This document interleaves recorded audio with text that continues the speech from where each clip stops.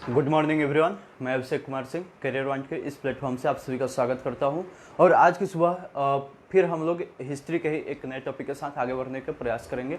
Okay, तो आज का हमारा टॉपिक रहेगा मुस्लिम लीग। ओके, तो आइए देखते हैं मुस्लिम लीग। ठीक है दोस्तों, मुस्लिम लीग। दोस्तों ये बात तो आप सभी भी जानते होंगे कि मुस्लिम लीग हिस्ट्री का एक बहुत ही महत्वपूर्ण टॉपिक है।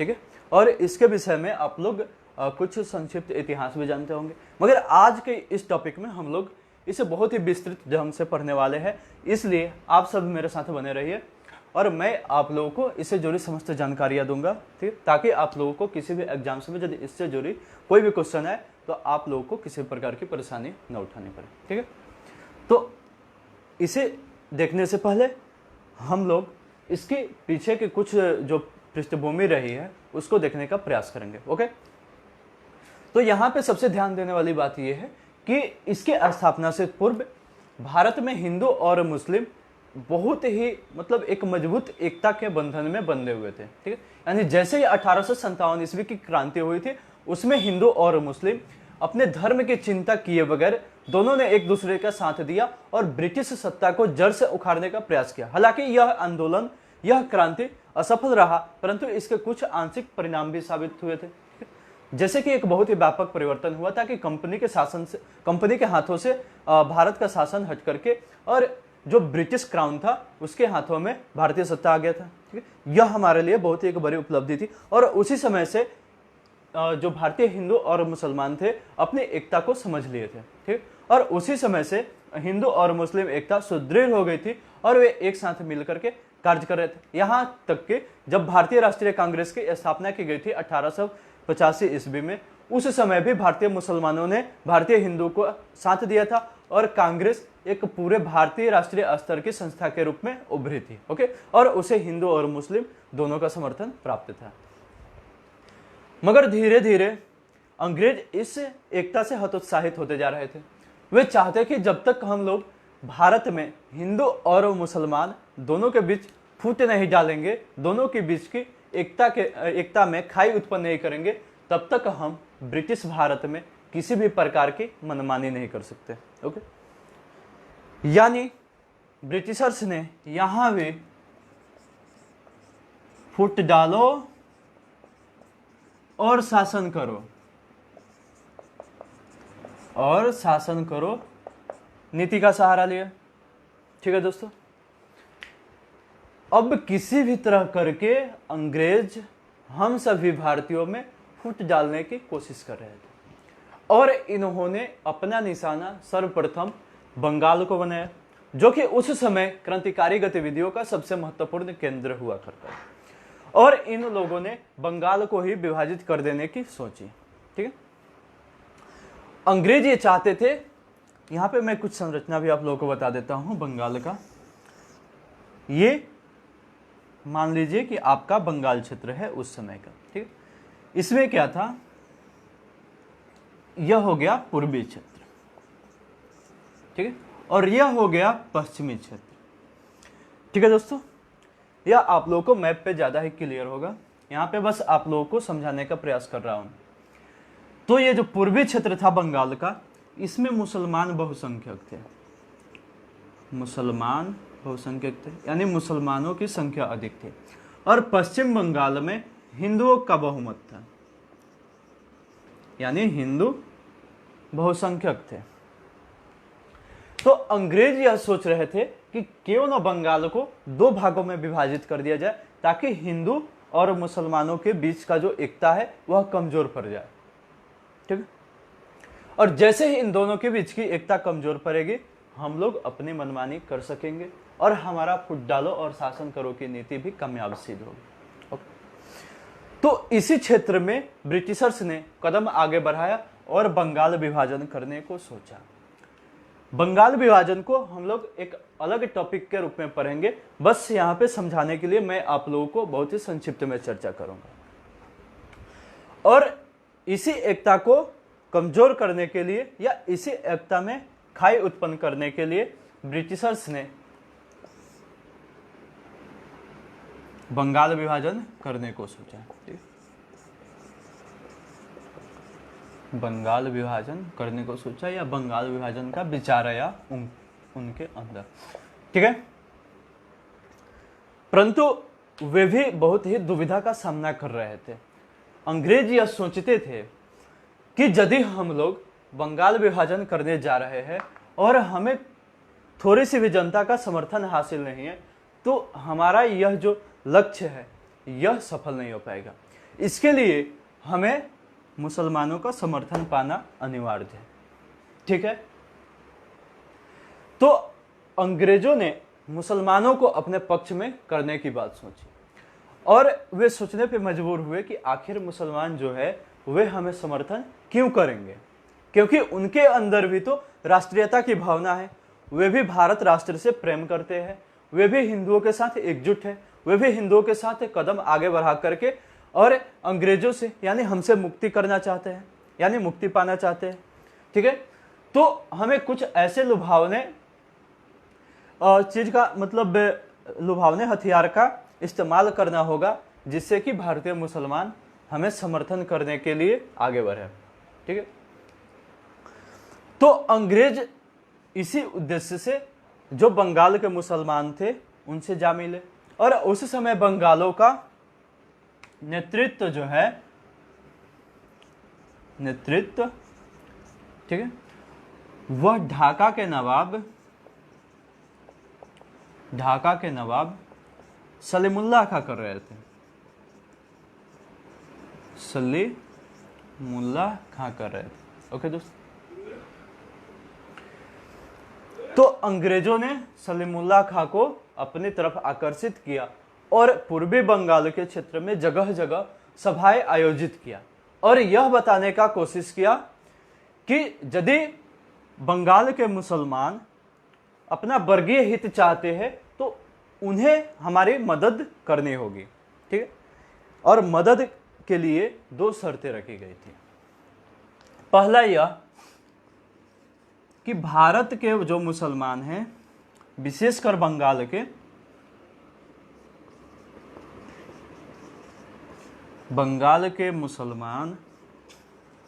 मुसलमान बंगाल विभाजन का समर्थन करें,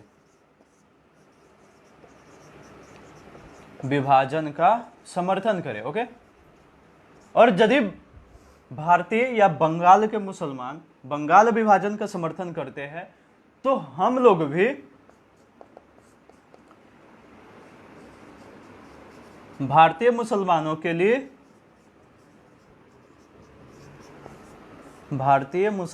के लिए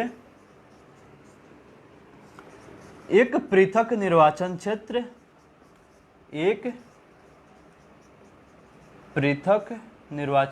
की स्थापना करेंगे। ठीक है दोस्तों,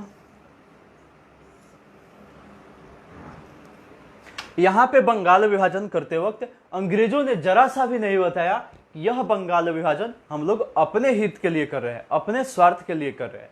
अंग्रेजों का कहना था कि यदि बंगाल का विभाजन हो जाएगा तो पूर्वी बंगाल में सिर्फ और सिर्फ मुसलमान रहेंगे और यह उन लोगों का अपना सांप्रदायिक क्षेत्र होगा और यदि उन लोगों का एक अलग क्षेत्र हो जाएगा तभी हम सभी अंग्रेज मुसलमानों का उचित मतलब वहां का उचित शासन और प्रशासन कर पाएंगे, उनको उचित अवसर दे पाएंगे और वहां का उचित विकास भी कर पाएंगे। ठीक है, क्योंकि हम लोगों को हिंदुओं से नफरत है। यानी यहाँ पे फूट डालने की कोशिश कर रहे थे अंग्रेज। इनका कहना था कि दुश्मन का दुश्मन मतलब उनका मानना था कि दुश्मन का दुश्मन हमारा मित्र होता है। यानी यदि अंग्रेज का दुश्मन हिंदू है तो हिंदू का दुश्मन जो मुस्लिम था उनसे इन्होंने मित्रता करने की कोशिश किया और इन्होंने कहा कि मुस्लिम भाई यदि आप हमारे साथ हाथ मिला लेते हैं तो आपका जो दुश्मन है हिंदू वह मेरा भी दुश्मन बन जाएगा और हम लोग हिंदुओं के लिए कोई भी कार्य नहीं करेंगे, हम लोग विशेष तौर पे आप ही लोगों के लिए कार्य करेंगे और उसके लिए आप लोगों को एक पृथक क्षेत्र की स्थापना करनी होगी और उस पृथक क्षेत्र की स्थापना हम लोग तभी कर पाएंगे जबकि आप लोग बंगाल विभाजन में हमारी मदद करेंगे। ठीक है, तो यहाँ पे आप लोग गौर करेंगे कि अंग्रेजों द्वारा किसी भी प्रकार के पृथक मुस्लिम संगठन की स्थापना करने का मुख्य उद्देश्य सलीमुल्लाह खां के नेतृत्व में अंग्रेजों के अधीन बंगाल विभाजन का समर्थन करने वालों का एक वर्ग तैयार करना था। ओके, तो यहां मुसलमान भी अंग्रेजों से आकर्षित हुए और उन्होंने सोचा कि अरे भाई, ये तो मेरे फायदे की ही बात है, यदि हम लोग बंगाल विभाजन का समर्थन कर देते हैं तो इसमें हम लोगों का ही वर्गीय हित है, हम लोगों का एक पृथक क्षेत्र होगा, वह मुसलमानों के नाम से जाना जाएगा, ठीक है, और वहां पे किसी भी प्रकार की शासन और प्रशासन करने में दिक्कत नहीं होगी और हमारा ही प्रतिनिधि यानी हमारा मुस्लिम प्रतिनिधि ही हम पे शासन करेगा, हिंदुओं को कभी हम पे शासन करने का अवसर प्राप्त नहीं होगा। ठीक है, यही कारण है कि भारतीय मुसलमानों ने सलीमुल्लाह खां के नेतृत्व में बंगाल विभाजन का समर्थन किया और बंगाल पूर्वी बंगाल और पश्चिमी बंगाल के रूप में विभाजित हो गया। ठीक है, अब पहले आप लोग इसे नोट कर लीजिए, इसके बाद हम लोग आगे बढ़ते हैं।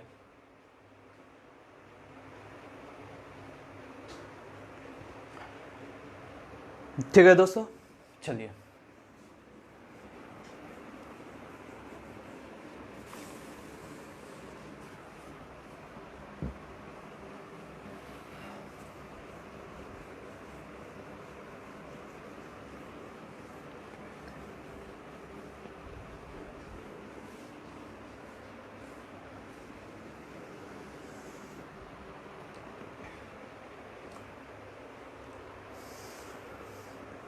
अब देखिए, बंगाल का विभाजन तो हो गया था 16 अक्टूबर 1905 ईस्वी को।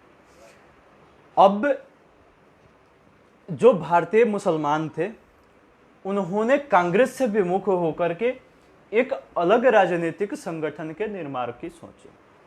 ठीक है, अब देखिए क्या होता है। यहां पर तो बंगाल के विभाजन के समय बंगाल के विभाजन के समय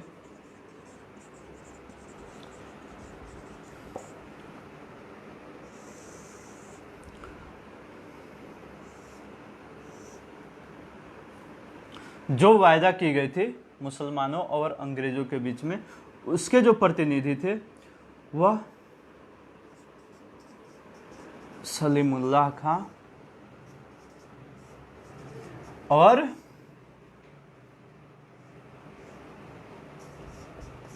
लॉर्ड कर्जन।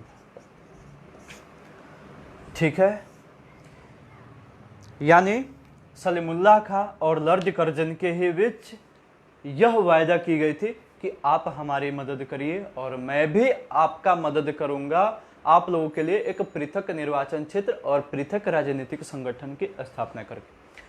मगर यहाँ पे देखिए क्या होता है, यहाँ पे भारतीय मुसलमानों ने बंगाल विभाजन का तो समर्थन कर दिया, मगर जब बारी आई अंग्रेजों द्वारा इनके वायदा को पूरा करने की, तब तक यह लॉर्ड कर्जन भारत से ब्रिटेन वापस जा चुका था। ठीक है, अब भारतीयों में इनके प्रति असंतोष व्याप्त होने लगा, मगर लॉर्ड कर्जन के इस वायदा को पूरा करने में महत्वपूर्ण कदम उठाया जो उस समय का पूर्वी बंगाल था। ठीक, उसी बंगाल का नवनिर्मित गवर्नर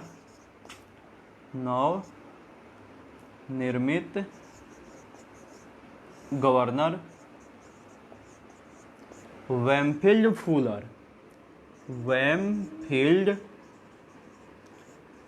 फूलर।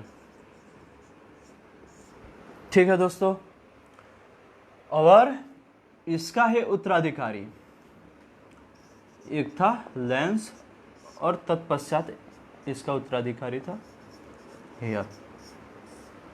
ठीक है, यानी लॉर्ड कर्जन तो भारत से वापस चला गया ब्रिटेन, मगर उस वायदे को निभाने में महत्वपूर्ण कदम आगे बढ़ाया वेमफील्ड फूलर, तत्पश्चात उसके दो उत्तराधिकारी लेंस एंड हेयर। इन लोगों ने मुसलमानों के लिए एक पृथक राजनीतिक संगठन की स्थापना कराने की भरपूर कोशिश की। ठीक है, और इसी क्रम में अलीगढ़ कॉलेज के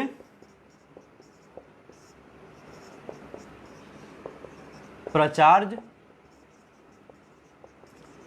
जिनका नाम था आर्कवोल्ड शायर, आर्कवोल्ड शायर। ओके,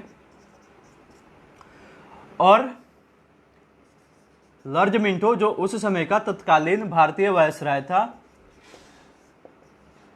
जिसके प्राइवेट सेक्रेटरी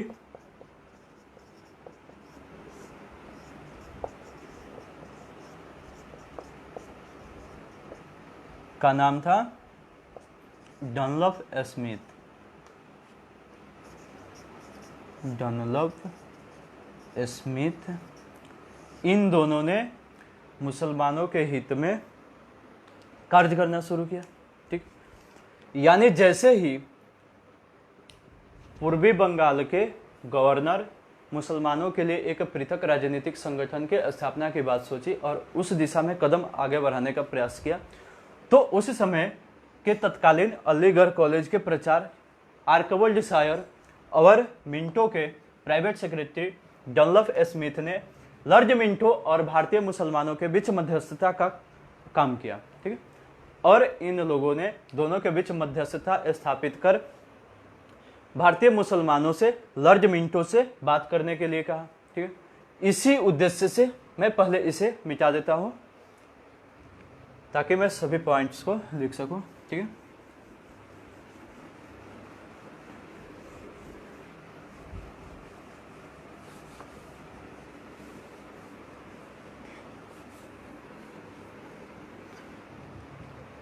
ठीक है, और इसी उद्देश्य से 36 भारतीय मुसलमानों का एक शिष्टमंडल, ठीक है, 36 भारतीय मुसलमानों का एक शिष्टमंडल, शिष्टमंडल सर आगा खां के नेतृत्व में, सर आगा खां के नेतृत्व में, ठीक है, लॉर्ड मिंटो से, यहां लिख दे रहा हूं नेतृत्व में, शिमला में लॉर्ड मिंटो से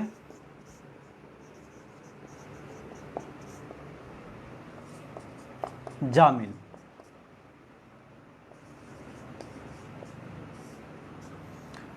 अब देखिए यहां पे क्या होता है। अब भारतीय मुसलमान एक पृथक राजनीतिक संगठन के लिए बहुत ही अधिक व्यापक, बहुत ही अधिक व्याकुल थे। ठीक है, और वे लोग चाहते थे कि जल्द से जल्द हम लोग कांग्रेस से विमुख होकर के और अपने भारतीय मुसलमानों का प्रतिनिधित्व कर सके। ओके, तो यही कारण है कि 36 भारतीयों या 36 भारतीय मुसलमानों का एक शिष्टमंडल सर आगा खां के नेतृत्व में शिमला में लॉर्ड मिंटो से जा मिला। ओके, अब जब लॉर्ड मिंटो से यह शिष्टमंडल मिला तो इनकी कुछ अपनी मांगे थी जिसे लॉर्ड मिंटो के समक्ष प्रस्तुत किया गया और उनसे इन सभी विचारों को मानने के लिए विनती की गई। ठीक है, वे मांगे क्या क्या थी उस पर हम लोग चर्चा करते हैं। ठीक है, यहां पे मैं लिख देता हूं शिष्टमंडल की प्रमुख मांग। ठीक है, शिष्टमंडल की प्रमुख मांगे। ओके दोस्तों, देखिए क्या कहता है। पहला इसका पॉइंट था कि व्यवस्थापिका सभा में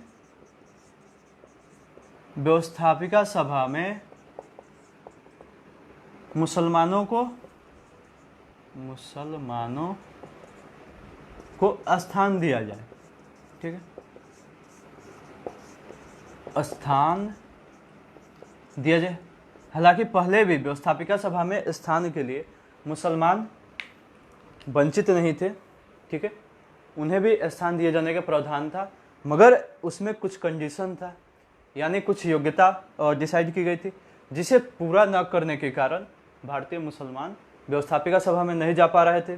कुछ राष्ट्रवादी मुसलमान थे जो कि व्यवस्थापिका सभा में कार्य कर रहे थे, मगर जो उग्रवादी किस्म के मुसलमान थे जिनमें सांप्रदायिक भावना का संचार हो रहा था, उनमें से वे लोग व्यवस्थापिका सभा में जाने की सोच रहे थे, और यही कारण है कि इन लोगों ने व्यवस्थापिका सभा में मुसलमानों के प्रतिनिधित्व की बात कही। ओके, इसके बाद अगला पॉइंट था सरकारी नौकरियों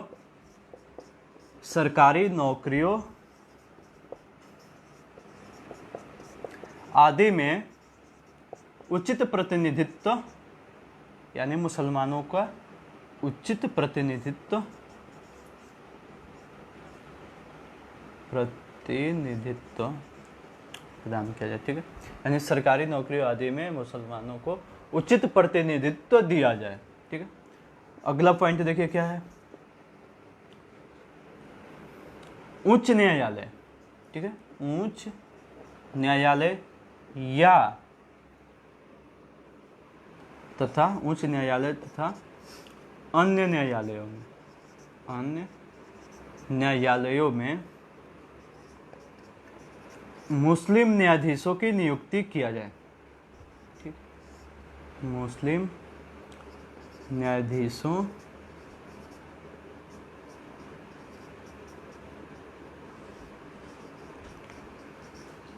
नियुक्ति किया जाए। ठीक है, इसके बाद इनकी एक बहुत ही महत्वपूर्ण मांग थी, जो था मुसलमानों के लिए पृथक राजनीतिक संगठन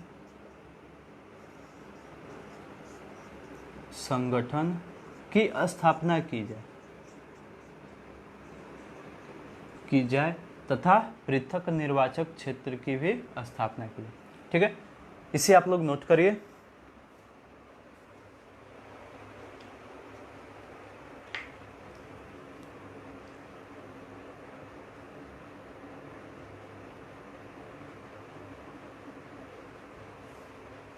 चलिए दोस्तों, आगे बढ़ते हैं हम लोग।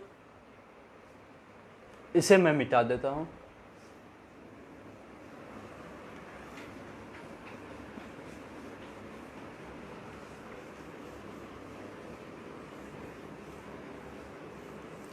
एक बात मैं आप लोगों से बता देना चाहूँगा कि यहाँ पे मैंने जितनी भी पॉइंट को लिखा है, ठीक है, यह एग्जाम्स के लिए बहुत ही महत्वपूर्ण है।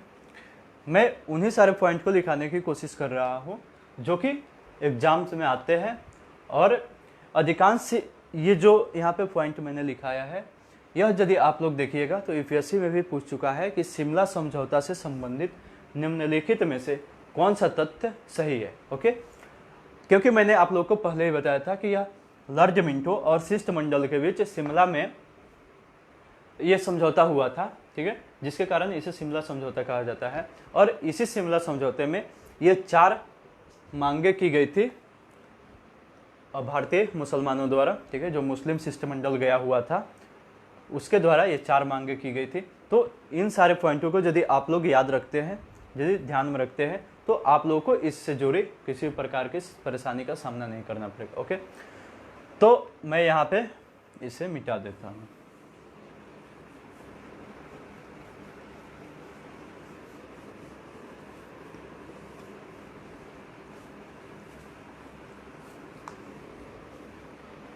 ठीक है दोस्तों, अब देखिए, जैसे ही भारतीय मुसलमानों के शिष्टमंडल द्वारा इन 4 मांगों को प्रस्तुत किया गया,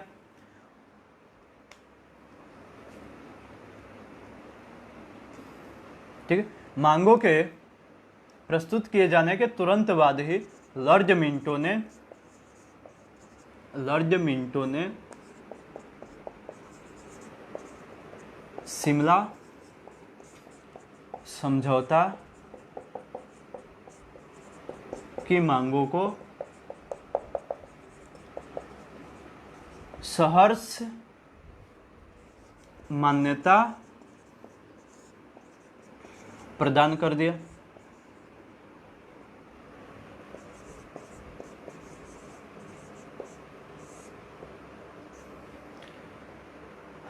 अब देखिए क्या होता है, यदि लॉर्ड मिंटो में थोड़ी सी भी ईमानदारी होती, ठीक है, वह भारतीय हिंदुओं और भारतीय मुसलमानों के बीच यदि किसी भी प्रकार का अंतर न समझता, यदि वह फूट डालो और शासन करो की नीति का कार्यान्वयन करने की न सोचता, और हम सभी जितने भी यहाँ के भारतीय मुसलमान हैं उनको अपनी तरफ आकर्षित करने की न सोचता, तो वे कदापि इन मांगों को स्वीकृत नहीं करता, क्योंकि मुसलमानों द्वारा यह जो मांगे की गई थी यह बहुत ही अधिक सांप्रदायिक थी और यह मुसलमानों का केवल एक वर्गीय हित था। यहाँ तक कि सभी भारतीय मुसलमान भी इन मांगों से सहमत नहीं थे।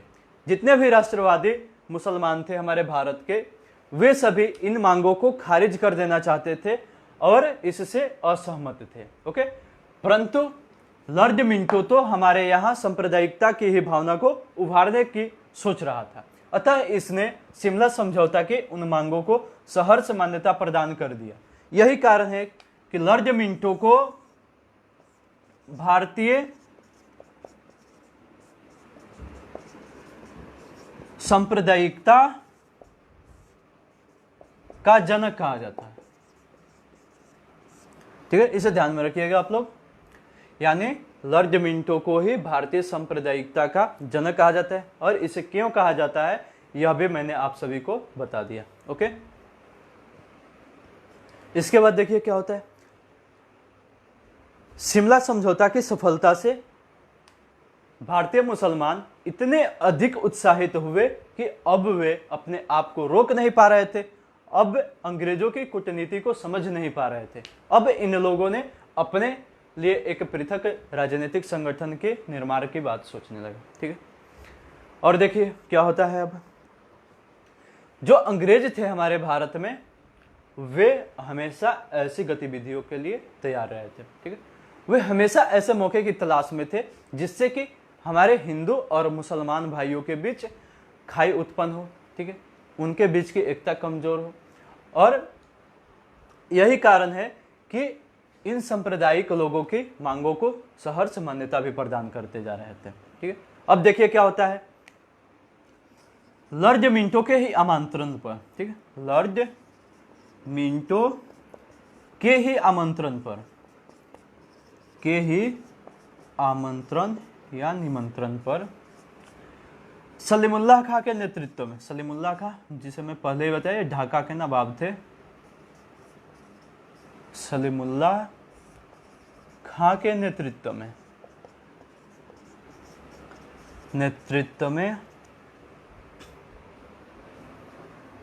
30 दिसंबर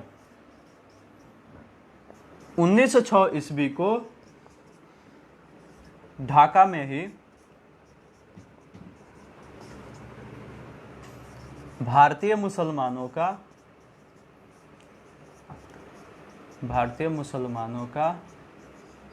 एक सम्मेलन बुलाया।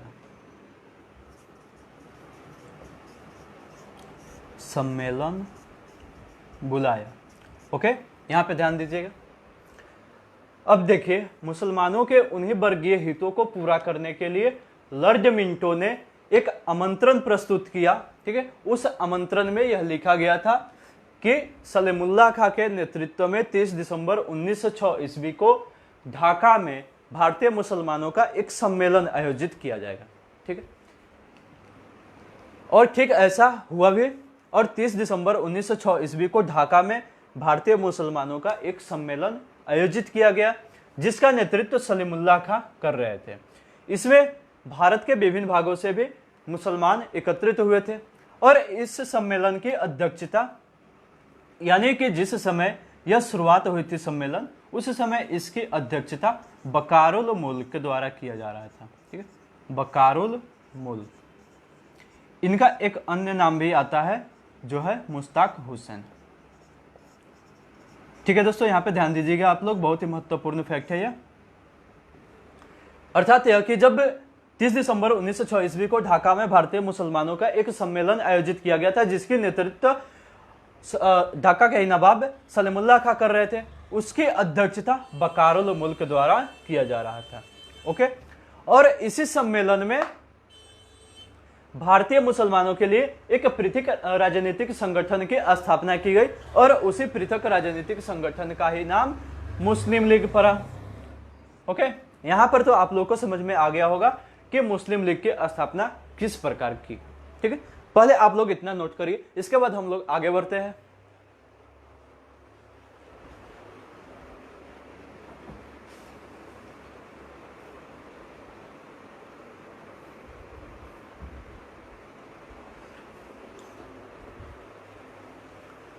चलिए दोस्तों, इसे मिटाते हैं।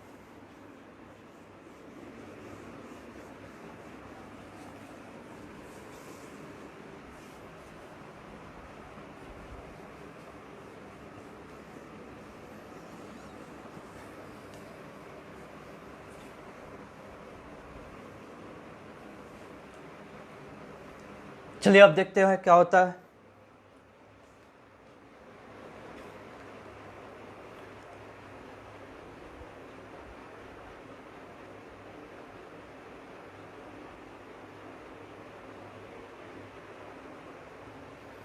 ठीक है, आगे बढ़ते हैं। अब देखिए, अब जो है मुस्लिम लीग की जैसे ही स्थापना हो जाती है, इसका प्रथम अधिवेशन आयोजित किया जाता है। प्रथम अधिवेशन स्थापना के समय तो इसकी अध्यक्षता बकारुल मुल्क ने किया था, परंतु प्रथम अधिवेशन की अध्यक्षता सर मोहम्मद सुल्तान शाह, ठीक है, द्वारा किया गया। इन्हीं का नाम है आगा खां तृतीय।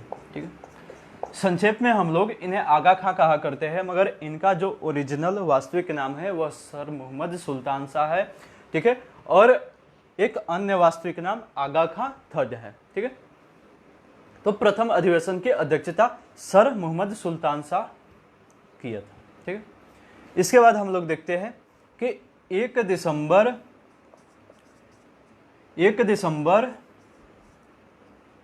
1907 ईस्वी को कराची अधिवेशन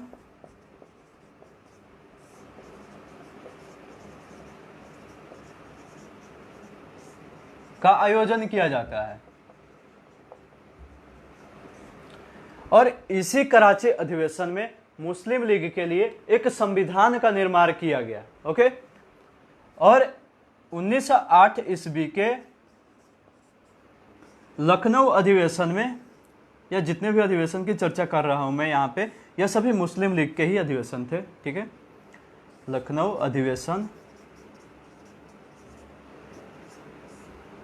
अधिवेशन में संविधान को, यानी मुस्लिम लीग के संविधान को स्वीकृत कर लिया गया। लीग के संविधान को स्वीकृति प्रदान कर दिया गया। ठीक है दोस्तों, पहले ये लिखिए, बहुत ही महत्वपूर्ण फैक्ट है ये, इसके बाद आगे बढ़ते हैं हम लोग।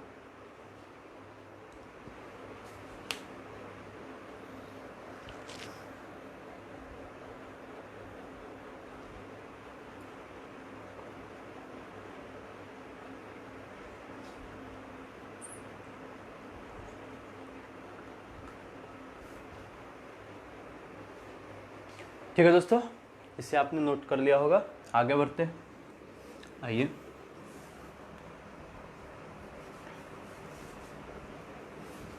अब यहाँ पे हम लोग यह देखने का प्रयास करेंगे कि जो मुस्लिम लीग के संविधान का निर्माण हुआ था कराची अधिवेशन में, और जिसे 1908 ईस्वी के लखनऊ अधिवेशन में पारित किया गया या स्वीकृति प्रदान की गई, आखिर उस संविधान में क्या क्या प्रावधान थे। ठीक है, इससे हम लोगों को मुस्लिम लीग के स्पष्ट विचारधाराओं को समझने में बहुत ही सफलता हासिल होगी।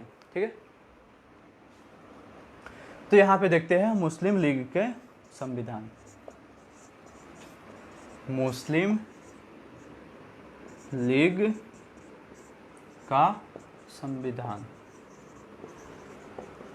इसके बारे में आप लोगों को मैंने पहले ही बताया। 1907 ईस्वी में इसे बनाया गया था कराची अधिवेशन में, ठीक है।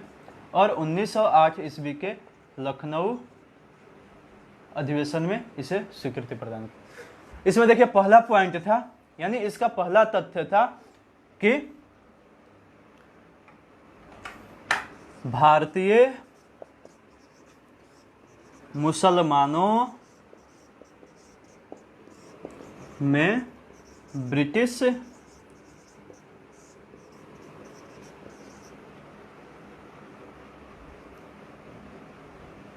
भारतीय मुसलमानों में ब्रिटिश सरकार के प्रति या ब्रिटिश शासन के प्रति राजभक्ति को बढ़ावा देना, राजभक्ति को बढ़ावा देना, बढ़ावा देना। ओके, इसका दूसरा महत्वपूर्ण तथ्य है कि भारतीय मुसलमानों के राजनैतिक अधिकारों का विकास करना,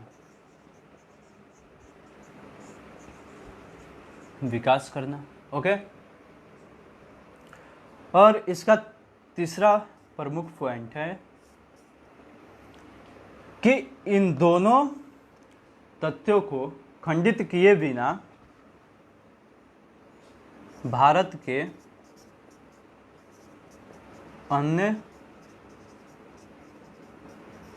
जातियों या संप्रदायों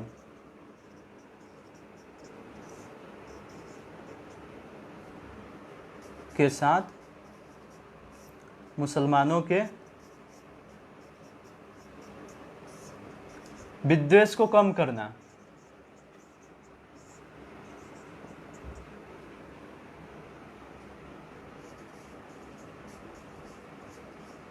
ध्यान दीजिए दोस्तों। यहाँ पे आप लोग यहाँ पे देखिए, जो मुस्लिम लीग का संविधान स्थापित किया गया या जो मुस्लिम लीग के लिए संविधान बनाया गया, उसमें कहीं से भी हम लोगों को कोई विकासात्मक कार्य की चर्चा नहीं मिलती है, ठीक है। यहाँ पे हम लोग ये देख रहे हैं कि जो मुस्लिम लीग का संविधान है और उसका जो पहला प्रमुख तथ्य है वो यह है कि भारतीय मुसलमानों में ब्रिटिश शासन के प्रति राजभक्ति को बढ़ावा देना। ये बताइए भाई कि यह मुसलमानों के लिए कैसे फायदेमंद थी। यहाँ पे भारतीय मुसलमान यह सोच रहे थे कि हम यदि ब्रिटिशर्स की बातों को मानते हैं, उनके प्रति अपनी राजभक्ति को बढ़ाते हैं, तो ब्रिटिशर्स हमारे मतलब हमारे प्रति अच्छे अच्छे कार्यों को करने का प्रयास करेंगे और हिंदुओं से अलग हम लोगों के लिए विकासात्मक कार्य करेंगे, ओके। क्योंकि 1857 ईस्वी के समय जो भारतीय मुसलमानों द्वारा फतवा जारी किया गया था अंग्रेजों के खिलाफ, उससे अंग्रेज बहुत ही नाराज थे। अतः यही कारण था कि जो भारतीय मुसलमान थे वे अपने इस कलंक को धोने का प्रयास कर रहे थे और ब्रिटिशर्स के विरुद्ध ब्रिटिशर्स के प्रति अपनी राजभक्ति को बढ़ावा देने की कोशिश कर रहे थे, ओके। और दूसरी बात यह है कि भारतीय मुसलमानों के राजनीतिक अधिकारों का विकास करना, यानी भारतीय मुसलमान के जो प्रतिनिधि थे वो यह समझ रहे थे कि भारतीय मुसलमान अपने राजनीतिक अधिकारों के प्रति जागृत नहीं है और न ही उन्हें एक मतलब उचित मात्रा में राजनीतिक अधिकार प्राप्त है। हम लोग इस मुस्लिम लीग के माध्यम से इन सभी भारतीय मुसलमानों को जो राजनीतिक अधिकार दिया जाता है उसे विकसित करेंगे, उसको बढ़ावा देंगे, उसे और ही व्यापक तौर पे फैलाएंगे, ठीक है। और इसका अगला मुख्य तथ्य है कि भारत के अन्य जातियों एवं संप्रदायों के साथ मुसलमानों के विद्वेष को कम करना। यह एक बहुत ही महत्वपूर्ण पॉइंट है। यह भले ही एक सांप्रदायिक संस्था थी, लेकिन इसके संविधान के उद्देश्य में कहा गया था कि भारत के जो अन्य जातियां हैं, ठीक है, जो अन्य संप्रदाय है, उनके साथ जो मुसलमानों के साथ विद्वेष है उसे कम किया जाएगा, ठीक है। यह हम सभी के लिए बहुत ही महत्वपूर्ण पॉइंट था, ठीक है। और इसमें यह भी कहा गया था कि यह जो कार्य किया जाएगा यह इन दोनों तथ्यों को खंडित किए बिना ही किया जाए। ओके, यानी भारतीय मुसलमान उन विद्वेषों को कम नहीं करेंगे जिसके कारण भारतीय मुसलमान ब्रिटिश राजवक्ति के खिलाफ हो जाए। ठीक है, तो यह बहुत ही महत्वपूर्ण पॉइंट है तीनों, इसे आप लोग नोट कर लीजिए। ठीक है,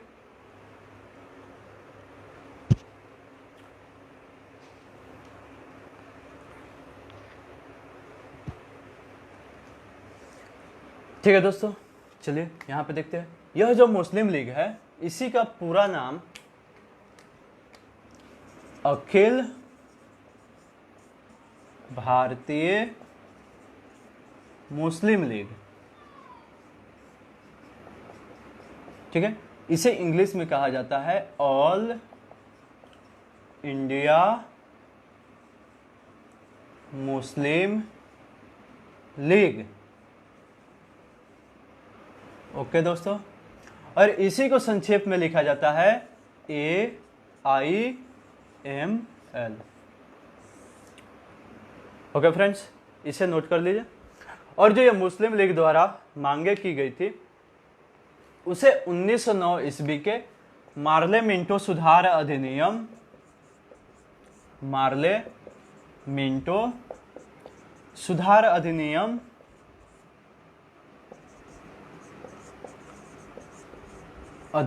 के द्वारा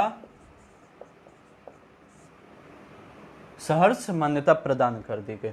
ठीक है, और 1909 ईस्वी में ही मुसलमानों के लिए प्रथम बार पृथक निर्वाचन पद्धति की स्थापना की गई। यानी यह कि मुसलमानों के लिए एक पृथक राजनीतिक संगठन की तो स्थापना करवा दी गई 1906 ईस्वी में मुस्लिम लीग के रूप में, मगर इनके लिए पृथक निर्वाचन क्षेत्र स्थापित नहीं किया गया था और न ही इनके लिए पृथक निर्वाचन पद्धति स्थापित की गई थी। परंतु 1909 ईस्वी के मार्ले मिंटो सुधार अधिनियम के द्वारा उसे भी पूर्ण कर दिया गया। ठीक है, तो दोस्तों आज के इस वीडियो सेशन में हम लोगों ने मुस्लिम लीग से संबंधित समस्त फैक्ट्स को जानने की कोशिश किया, और यदि आप लोग मेरे लेक्चर को गौर से सुने होंगे तो आप लोग किसी भी प्रकार की परेशानी में नहीं होंगे। ठीक है, इसमें जितने भी कथन से संबंधित क्वेश्चन हो या फैक्ट से संबंधित क्वेश्चन हो या किसी भी प्रकार के पीसीएस लेवल का क्वेश्चन हो, नहीं छूटेगा। यदि आप लोगों को इस पे विश्वास ना हो तो यदि आप लोगों के पास किसी भी एग्जाम का प्रीवियस ईयर का क्वेश्चन होगा तो उसे उठा करके देखिए, और यदि आप लोगों को यदि ऐसा लगे कि वह क्वेश्चन मेरे वीडियो लेक्चर से बाहर का है तो आप लोग कमेंट करके बताइए, उसका भी उचित समाधान किया जाएगा। ठीक है दोस्तों, तो आज के वीडियो सेशन में बस इतना ही, और इसी के साथ मैं आप लोगों से विदा लेता हूं। धन्यवाद। ओके।